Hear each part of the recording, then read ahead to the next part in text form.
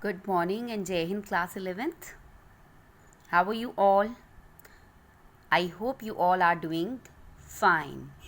And most of you have completed the notes of chapter number 1 in your notebook. Those who have not completed yet, kindly complete it on time. Right? As we are already start up with the chapter number 2. Okay, so let's continue with chapter number 2. The forms of business organization. Dear students, yesterday we are done with the types of partnership. Right? When we classified types of partnership, we classified on the basis of duration and on the basis of liability. On the basis of duration, we have already read partnership at will and particular partnership. On the basis of liability, it is also being classified into two types: general partnership and limited partnership. Yesterday we are done with this type of partnership. Today we are going to start up with the new topic, that is relate with the old one. What is this particular topic is limited liability partnership. We have already discussed limited partnership. What is limited liability partnership? This form of organization was introduced in India by enacting the limited liability. हमने पढ़ा है बेटा कौन limited liability के साथ firm में enter करता है. Those who are having unlimited liability, they are known as general partners, right? So the Limited Liability Partnership Act 2008, Limited Liability Partnership is a corporate form of organization, official form of organization that provides the benefit of limited liability. Right अब हम आगे पढ़ेंगे कैसे provide करते हैं benefits limited liability के and how they allow their partners the flexibility of organising the internal structure as a partnership based on the agreement. Because the partnership is based on the agreement, the partners who are into the limited liability, they are flexible of organizing the internal structure of the firm. firm में क्या चल रहा है अंदर वो उसे look after कर सकते हैं. Right. Limited liability partnership is an alternative to the traditional partnership with unlimited personal liability. हमने जनरल पार्टनर्स पढ़े. जनरल पार्टनर्स के पास अनलिमिटेड लाइबिलिटी होती है, but when we talking about limited liability partnership ये एक ऑल्टरनेट होता है. Right. The company act based governance structure of the limited liability company on the other companies को इनकी उतनी ही ज़रूरत होती है जितनी की जनरल पार्टनर्स की. It enables professional expertise and entrepreneurial initiative to combine, organize and operate in a flexible and efficient manner. See professional के एक्सपर्ट्स प्रोफेशनल होते हैं ना एक्सपर्ट्स, उनसे कुछ हमें एडवाइस लेनी हो, एंटरप्रेन्योरशिप का इनिशिएटिव, राइट, चीज़ों को ऑर्गेनाइज करना या ऑपरेट करना एक फ्लेक्सिबल और एफिशिएंट मैनर में, राइट. तो हमारे लिमिटेड लाइबिलिटी पार्टनर्स के पास वो राइट होते हैं. The silent features of an limited liability partners are, the very first one is regulating act. हमने अभी सबसे पहले ऊपर यही पढ़ा था. What is the act of limited liability partnership? Partnership Act 2008. So it is being governed by the provision of Limited Liability Partnership Act 2008. It has separate legal entity. ठीक है, फ्रॉम इट्स पार्टनर. जो partners होते हैं उनसे separate होती है. ये एक आर्टिफिशियल पर्सन होता है. it is being invisible, intangible, having no body, no mind, no soul. It exists only in the eyes of law. right? बिल्कुल सेपरेट लीगल एंटिटी होती है. then comes perpetual existence. LLP has perpetual succession. कोई भी problem हो जाती है in case of bankruptcy, death, insolvency, इन सब केस में उसके बाद भी लिमिटेड लाइबिलिटी पार्टनरशिप की एग्जिस्टेंस बनी रहती है. Any change in the partnership shall not affect the existence of LLP. Status wise an LLP is more akin, मतलब same to a company. Status wise LLP limited liability partnership same रहता है company के लिए. Number of persons, इसमें minimum at least 2 persons होने चाहिए, maximum में कोई लिमिट नहीं है लिमिटेड पार्टनरशिप की, ठीक है। डेजिग्नेटेड पार्टनर्स, हर लिमिटेड लाइबिलिटी पार्टनरशिप की एटलीस्ट 2 डेजिग्नेटेड पार्टनर होने चाहिए who are individual and at least one of them shall be resident of India. 2 designated partners होने चाहिए, उनकी कोई डेजिग्नेशन होनी चाहिए और उनमें से कोई एक रेजिडेंट होना चाहिए इंडिया का। Yes, limited liability, the liability of every partner of an LLP is limited, ये हमें पता है। Non applicability of the Indian partnership act 1932, the provision of the Indian partnership act 1932, बेटा limited liability partnership is being governed by the provision of Limited Liability Partnership Act 2008. यहाँ बढ़ रहे हैं non applicability of Indian partnership act. According to this provision do not apply to an LLP. This provision do not apply to an LLP. The reason is understandable since the features of separate legal entity and perpetual succession are not applicable to partnerships. अगर हम partnership act 1932 की बात करते हैं तो उसमें ये नहीं आता है, इट्स बिकॉज इसकी सेपरेट लीगल एंटिटी होती है, अपनी अलग पहचान और परपेचुअल एक्सिस्टेंस। अगर पार्टनर्स की डेथ हो जाती है, इंसॉल्वेंट या बैंकक्रप्ट हो जाते हैं, तो भी LLP की एग्जिस्टेंस कहीं नहीं जाती, वो वहीं रहते हैं कंपनी में, फर्म के साथ। ओके चलो, now comes the another topic that is registration of a partnership firm. You are 4 partners, you have created your own firm. How to get the firm registered? This is what we are going to discuss in this topic. A partnership firm take place as a result of agreement between 2 or more persons to carry on some business and share its profit. बेटा ये हम already पढ़ चुके हैं इस चीज़ को। If like suppose this is Raj Electricals, there are 4 partners.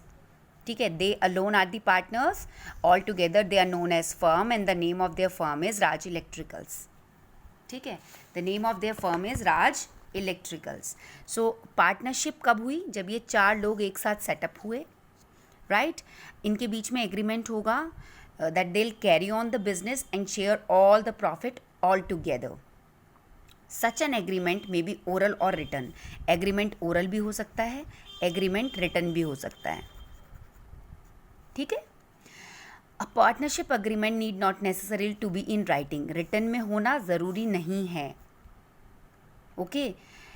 But disputes avoid करने के लिए, फ्यूचर में अगर 4 लोग एक साथ काम कर रहे हैं तो डिस्प्यूट कॉन्फ्लिक्ट भी हो सकता है, उसे अवॉइड करने के लिए it is important that the important term and condition of the partnership agreement should be put into writing. ये इंपॉर्टेंट होता है कि कुछ चीज़ें जिन पर डिस्प्यूट, जिन पर कॉन्फ्लिक्ट हो सकता है, वो राइटिंग में ले लें और उस रिटन एग्रीमेंट को कहते हैं, सी आप लोग अपनी म्यूचुअल अंडरस्टैंडिंग के साथ कोई फॉर्म खोल रहे हो, आपको कोई ज़रूरत नहीं है एग्रीमेंट को राइटिंग में लेने की, बट इन केस आगे किसी तरह की कॉन्फ्लिक्ट या डिस्प्यूट ना हो तो एक रिटन एग्रीमेंट आप उस पर साइन कर लेते हैं, जिसे कहते हैं, इस रिटन एग्रीमेंट को कहते हैं पार्टनरशिप डीड। क्या कहते हैं? Partnership deed. ताकि इन केस आगे 4 लोग एक साथ काम कर रहे हैं, चारों का पर्सपेक्टिव अलग होता है, स्किल्स, कैपेसिटी अलग होती है, ठीक है। सो ये रिटन अग्रीमेंट एक साइन करते हैं जिसे कहते हैं partnership deed. What is there in partnership deed?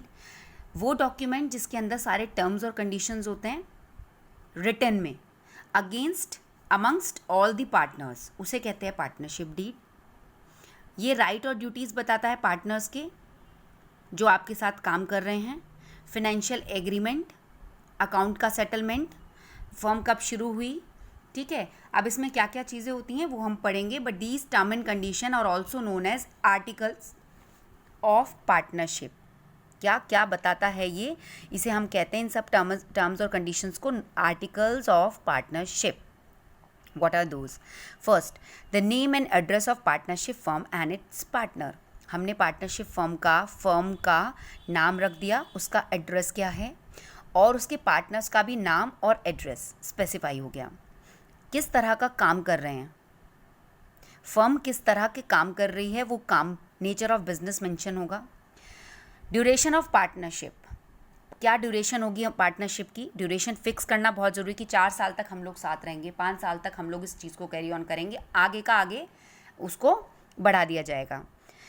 Amount of capital, ये बहुत इंपॉर्टेंट है बेटा कि partner 1, partner 2, partner 3 and partner 4। Let's suppose partner 1 ने 1 करोड़ रुपए लगाया है, पार्टनर 2 ने, पता होना चाहिए क्योंकि छोटा अमाउंट नहीं है, 50 लाख, पार्टनर 3 ने 30 लाख और पार्टनर 4 ने 25 लाख रुपीज़ लगाए हैं। तो ये उसमें रिटर्न में क्लियर होगा, बाद में नहीं तो कोई भी कह सकता है भाई ये तुमने 1 करोड़ रुपए कहाँ लगाए थे, कहाँ है हमारे पास। तो ये चीज़ें रिटर्न में हमारे पास होनी बहुत ज़रूरी है। Next is the rate of interest payable to the partners on their capital, जो पैसा उन्होंने लगाया है उस पर क्या रेट ऑफ इंटरेस्ट मिलेगा, and to be paid by the partners on the amount drawn by them, और अगर वो अपना पैसा वापस लेते हैं तो उनको कितना इंटरेस्ट मिलेगा। लेट्स सपोज इसने 1 करोड़ रुपए लगाया तो ऑब्वियसली जो भी प्रॉफिट होगा इसको ज़्यादा परसेंटेज मिलेगा उसका।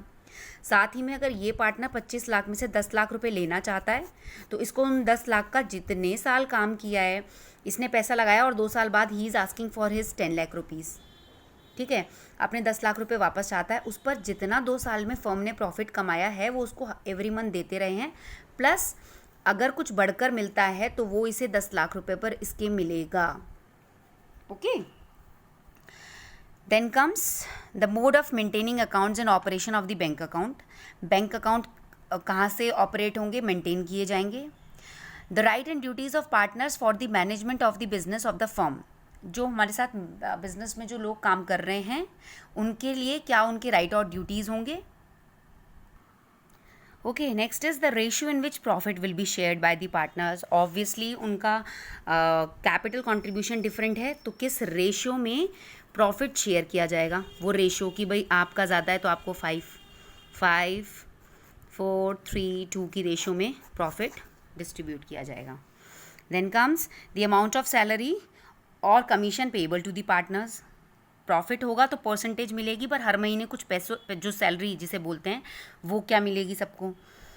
Arbitration clause for the settlement of dispute between the partners, अगर किसी तरह का कॉन्फ्लिक्ट या डिस्प्यूट हो जाता है पार्टनर्स के बीच में तो व्हाट इज़ आर्बिट्रेशन क्लॉज, आपको कहीं जाने की ज़रूरत नहीं पड़ेगी कोर्ट में।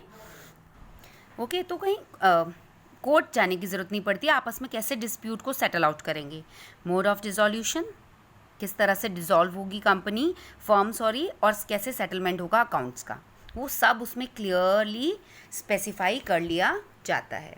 सो these are the important points of comes under partnership deed. बेटा everything is specify in these points, firm का नाम, पार्टनर के नाम, पार्टनर का एड्रेस, ड्यूरेशन क्या होगी पार्टनरशिप की, किसने कितना कैपिटल लगाया, किसको कितना प्रॉफिट मिलेगा, राइट और ड्यूटीज़, ठीक है, कब डिसोल्यूशन होगा, अकाउंट्स का कैसे सेटलमेंट होगा, क्या सैलरी मिलेगी एवरी मंथ, तो everything is mention in this, that is also known as articles of partnership, a partnership deed. Now comes the registration procedure. आप रजिस्ट्रेशन कैसे कराएंगे, the steps in the registration procedure of a firm, किसी भी firm का आप कैसे, देखो आप सभी लोग इस चीज़ को समझो बेटा अच्छे से, आप 4 लोग 3 लोग 2 लोग एक साथ करना चाहते हो कुछ काम, आप उसके लिए अपनी फर्म सेटअप करोगे, जिसके साथ आप काम कर रहे हो उसका नाम होना बहुत ज़रूरी है। उसका रजिस्ट्रेशन प्रोसेस क्या होता है, the very first point is submission of application. Submission की एप्लीकेशन सबमिट की जाती है to the registrar of firm, जो फर्म के रजिस्ट्रार होते हैं उनके पास। उसमें क्या होता है, फर्म का नाम होता है, प्रिंसिपल प्लेस ऑफ बिजनेस जगह, the place where the firm has branches, the date on which each partner join the firm, किसने कब ज्वाइन की firm, name and address of partners and duration of the firm. सबके sign हो जाते हैं and should be accompanied by the partnership deed, ठीक है, partnership deed के साथ कि हम सब ने ये एग्रीमेंट साइन कर लिए हैं और ये सबमिट कर दी जाती है एप्लीकेशन रजिस्ट्रार ऑफ फर्म को। Second point is deposit of required fees. इसमें जो भी फीस होती है, partners will deposit the fee prescribe for the registration of firm. Firm को रजिस्टर कराने में जो भी फीस लगती है, जो रजिस्ट्रार लेता है वो फ़ी आपको पे करनी होती है। Second is issue of registration certificate. जब रजिस्ट्रार सेटिस्फाई हो जाता है सारी चीज़ों से, the registrar of firm will enrol the name of the firm, वो फर्म का नाम एनरोल करता है and the name of the partners on the register of firm. Firm के रजिस्टर पे नाम एनरोल कर देता है और इशू करता है एक रजिस्ट्रेशन सर्टिफिकेट फर्म के नाम पर। कोई भी चेंज होता है, अगर पार्टनर्स चेंज करते हैं उसमें, तो वो कम्युनिकेट किया जाता है रजिस्ट्रार को ऑल्ट्रेशन के 14 डेज़ के अंदर अंदर। अब यहाँ पर रजिस्ट्रार ने इशू कर दिया है सर्टिफिकेट, ठीक है। अच्छा, अगर हम रजिस्टर नहीं कराते हैं तो उसके क्या कॉन्सिक्वेंसेस रहते हैं? It is optional to get a partnership firm registered in case a firm does not get registered. अगर कोई फर्म रजिस्टर्ड नहीं है, ऑप्शनल है, आप चाहो तो रजिस्टर, पर ये आप ही के लिए फ़ायदा है। ऐसा ज़रूरी नहीं है कि कल कोई डिस्प्यूट ना हो, किसी तरह की कॉन्फ्लिक्ट ना हो। अगर होती है तो प्रॉब्लम क्रिएट ज़रूर होगी। अ partner of N unregistered firm can not file a suit against the firm और एनी पार्टनर। जिस पार्टनर के साथ धोखा हुआ है, the one who is not satisfy, वो फाइल कंप्लेंट नहीं कर सकता है अगेंस्ट दी फर्म और partners. N unregistered firm can not file a suit against third parties. आपने किसी से पैसा बोरो किया जब आप फर्म में थे, अब आप के पार्टनर्स ने डिनाई कर दिया है कि वो लोग पैसा नहीं देंगे, आप पैसा दोगे, तो आप उसे डिनाई नहीं कर सकते, आपको थर्ड पार्टी को पैसा देना होगा, क्योंकि आप उस फर्म के उनके अकॉर्डिंग मेंबर हैं और फर्म रजिस्टर्ड नहीं है, तो nobody will listen to you. An unregistered firm can not file a case against one or more partner of the firm. किसी पार्टनर के खिलाफ कोई भी केस आप नहीं कर सकते हो, क्योंकि the firm is unregistered. In consequences को देखकर ये एडवाइस किया जाता है कि कोई पार्टनरशिप फर्म है तो उसे अपने आप को रजिस्टर करा लेना चाहिए with the registrar of firms. और कब कराना चाहिए? जब शुरू करने वाले हों तभी वो उसे रजिस्टर्ड करा लेना चाहिए, और at any time during its existence. अगर आप लेट भी होगे तो बाद में रजिस्टर करा दो, but registration is most important. उसमें सारी चीज़ें क्लियर होती हैं, राइट। चलो, अब हमने रजिस्टर करा लिया है अपनी फर्म को। अब हम पढ़ेंगे पार्टनर्स कितने तरह के होते हैं। Number of partners, there are various kind of partners in partnership firm. सबसे पहला होता है एक्टिव और एक्चुअल पार्टनर्स।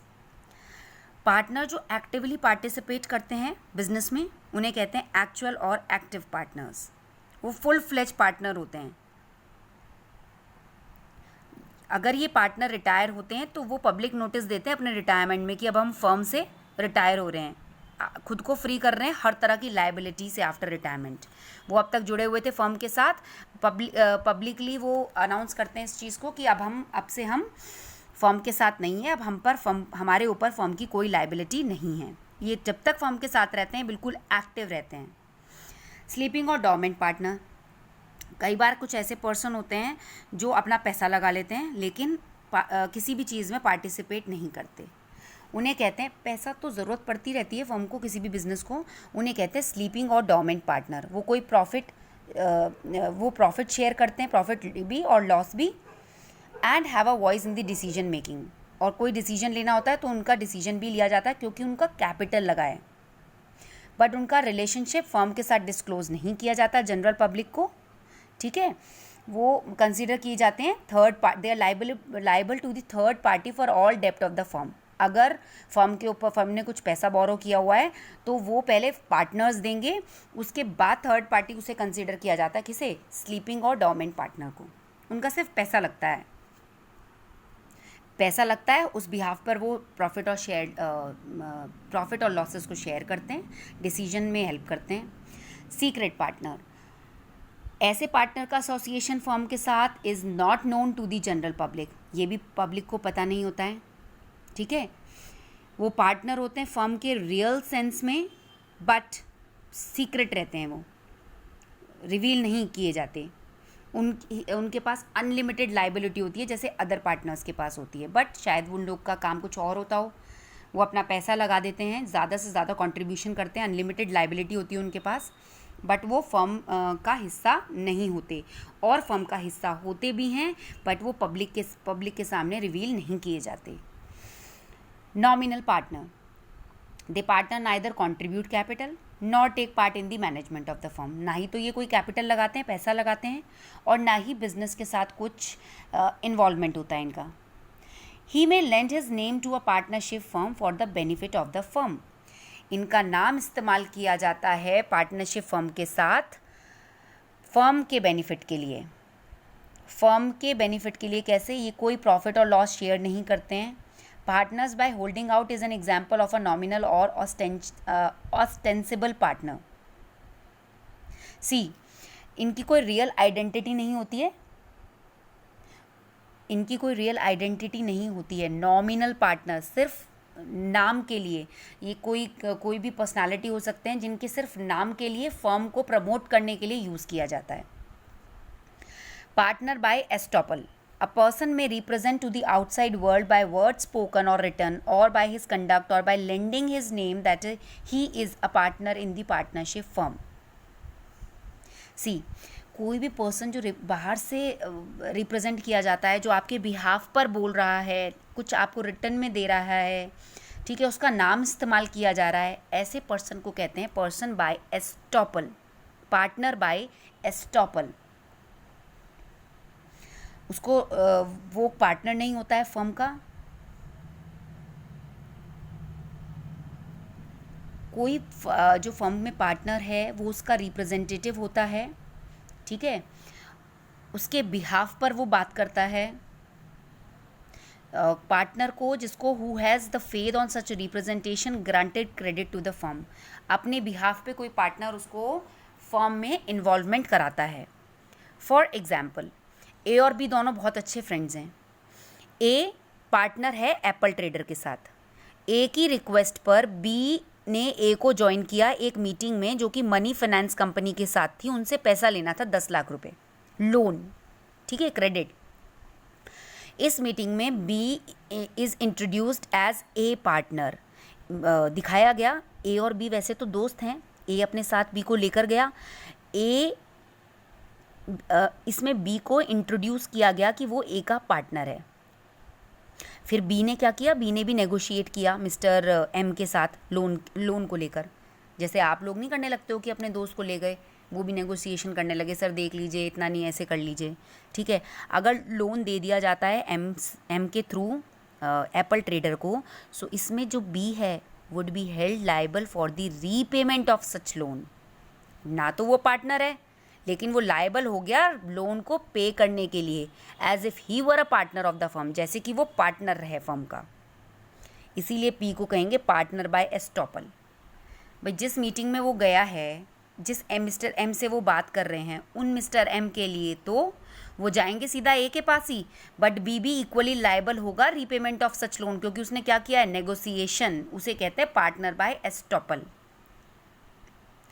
जो पार्टनर बाय एस्टॉपल होता है बेटा, वो रियल पार्टनर कभी नहीं होता फर्म के लिए। उसका कोई एग्रीमेंट नहीं होता किसी के साथ भी। And share its profit and losses, वो कोई बिजनेस के प्रॉफिट और लॉस शेयर नहीं करता है। Okay, and he do not share any profits and losses as he does not contradict that he is a partner or he hold himself out to be a partner. वो responsible हो जाता है outsider के लिए और कहलाता है principle of estoppel और होल्डिंग आउट, जिसने वो डील होल्ड की है। इसीलिए इन पार्टनर्स को कहते हैं पार्टनर्स बाय एस्टॉपल या पार्टनर्स बाय होल्डिंग आउट।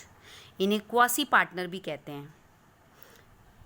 किसी भी टर्म एंड कंडीशन के according they are not the partners, it is only in the eyes of the outside world that he is considered as a partner. उसके लिए mister M के लिए he become the partner of the firm, ठीक है। And in case of repayment of such loan, वो ए के साथ साथ बी का नाम भी लेगा कि इस पर्टिकुलर इंडिविजुअल ने नेगोशिएट किया था लोन के लिए।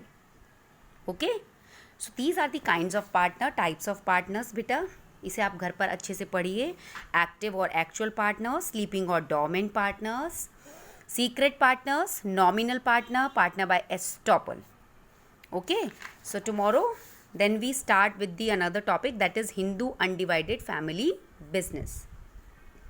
See, if we are comparing the different type of partners ना, active partner capital contribute करते हैं, प्रॉफिट और लॉस भी शेयर करते हैं, मैनेजमेंट रहता है पार्टिसिपेशन में, ठीक है, मैनेजमेंट के साथ पार्टिसिपेशन रहता है। स्लीपिंग और डोरमेंट कैपिटल कंट्रीब्यूट करते हैं, प्रॉफिट और लॉस शेयर करते हैं, मैनेजमेंट के साथ इनका पार्टिसिपेशन नहीं रहता है।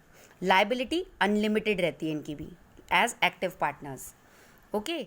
Secret partners, they share capital, share profit and losses, पर कोई मैनेजमेंट के साथ पार्टिसिपेशन नहीं होता. They too have unlimited liability. Nominal partner, they contribute no capital, they do not share profit and losses, they have no interference in management, and they have unlimited liability. ठीक है. partners by estoppel, they do not share any capital, do not share profit and losses, no participation with the management, have unlimited liability. ये bear करेंगे किसी भी तरह का repayment. ठीक है. चलो. So tomorrow we will start up with the another topic, that is Hindu undivided family business. By the time, have a good learning. Thank you, dear students.